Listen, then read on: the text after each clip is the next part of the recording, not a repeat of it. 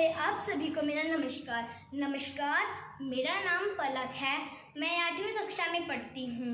मेरे विद्यालय का नाम PM श्री राजकीय वरिष्ठ माध्यमिक विद्यालय दुलगढ़ गुलडेरा है। विकसित भारत बिल्डेथॉन के अंतर्गत मैंने वर्षा जल संग्रहण करके उस पानी का उपयोग फसल उगाने के लिए किया है। जैसा कि हम सभी जानते हैं कि भारत एक कृषि प्रधान देश है। उत्तर भारत की प्रमुख फसलें चावल और गेहूं हैं। उत्तर भारत में चावल और गेहूं ज़्यादातर उगाई जाती हैं। जैसा कि आप सभी जानते हैं, चावल एक खरीफ फसल है जो कि ग्रीष्म ऋतु में उगाई जाती है। हम पानी का ज़्यादा उपयोग करते हैं जिससे कि धरती में पानी का जलस्तर कम हो रहा है। धरती की जल स्तर की मात्रा सही करने के लिए हमें वर्षा के जल को बचाना होगा। हम वर्षा के जल को इकट्ठा करके हम ऐसी फसलें उगा सकते हैं जिनको उगाने के लिए कम मात्रा में पानी चाहिए। हमने इस टॉपिक पर एक चार्ट बनाया है जो कि हम आपको अब चार्ट दिखाना चाहते हैं। हमारा टॉपिक है सिंचाई। जैसा कि आप देख सकते हैं कि हमारा टॉपिक है सिंचाई। हमने इस टॉपिक पे बनाया है ये एक छोटा सा चार्ट है। ये एक छोटा सा गांव है। इस गांव में लोगों को पानी की बहुत ज़्यादा समस्या है। लोगों ने अपनी पानी की समस्या को हल करने के लिए अपने घरों से पाइप फिट किए, जो कि आप देख रहे हैं। जब भी इस गांव में वर्षा होती है, बारिश होती है, तो लोगों की जो छतें हैं उन पर जो पानी जमा हो जाता है, लोग उस पानी का उपयोग फिर वो पानी पाइप से टैंक में चला जाता है, जो कि लोगों ने गांव वासियों ने अपने घर के पास लगाए हैं। तो जब वो छोटे छोटे टैंक भर जाते हैं तो वो सारा पानी एक बड़े से वाटर टैंक में चला जाता है। तो लोग उस पानी का दुरुपयोग नहीं करते क्योंकि उन्हें पता है कि उनके गांव में पानी की बहुत ज़्यादा कमी है, जिनके कारण वो ज़्यादा खेती भी नहीं कर सकते। वो इतनी कम खेती करते हैं कि उनका गुजारा नहीं हो पाता।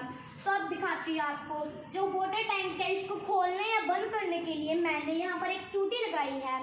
तो मैंने उसका कनेक्शन एक मोटर से किया है, जो कि आपको पता है वो बिजली से चलती है। लेकिन बिजली भी दो प्रकार की होती है, जो कि आपको पता है, एक पानी से बनने वाली बिजली, एक सौर ऊर्जा से बनने वाली बिजली। हमने यहाँ पर पानी से बनने वाली बिजली का बिल्कुल भी उपयोग नहीं किया है।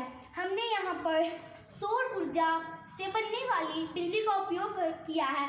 आपको पता है सौर ऊर्जा से बनने वाली बिजली जो सूरज होती है, उसकी किरणें, उसकी ऊर्जा से बनने वाली बिजली, उसका उपयोग किया है हमने यहाँ पर। फिर हमने उस मोटर से एक पाइप को जोड़ा है, जो पाइप खेतों तक पानी पहुंचाएगा। अब ये क्वेश्चन है कि खेतों तक पानी पहुंचाएगा, अगर हम उसको सिंपल पाइप में करते तो वो पानी जल्दी खत्म हो जाता। हमने खेतों तक पानी को पहुंचाने के लिए इरिगेशन सिंचाई के मेथड का यूज़ किया है। आप सभी जानते हैं कि इरिगेशन सिंचाई के दो मेथड होते हैं, drip irrigation and sprinkler irrigation. Drip irrigation और स्प्रिंकलर इरिगेशन ये दोनों सिंचाई के बहुत ही अच्छे मेथड हैं।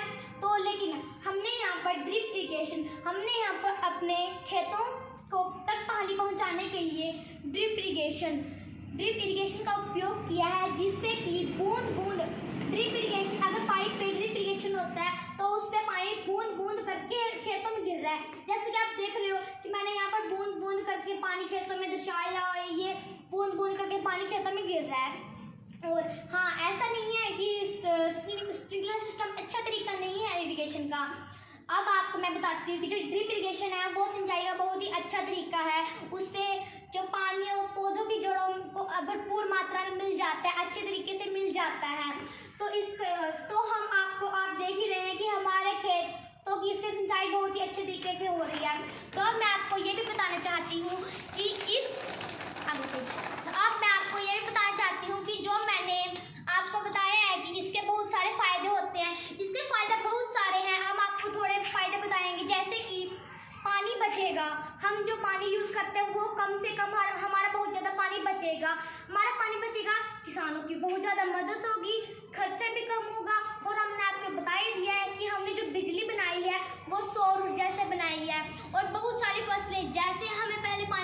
होती थी, हम कम फसलें उगा पाते थे।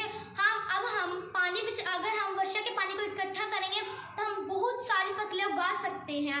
तो इससे सभी किसानों को, सभी गाँव वासियों को, सभी घर के लोगों को फ़ायदा होगा, बहुत ज़्यादा फ़ायदा होगा। और हाँ, अब ये क्वेश्चन कि वो कौन कौन सी फसलें हैं जो कि कम पानी से उगाई जा सकती हैं। तो मैं आपको उन कुछ फसलों के नाम बताना चाहती हूँ जो कि बहुत ही कम पानी से उगाई जाती हैं, जैसे कि tea, coffee, grapes, onion, potato, मूंग दाल, भिंडी, बैंगन इत्यादि। Thank you.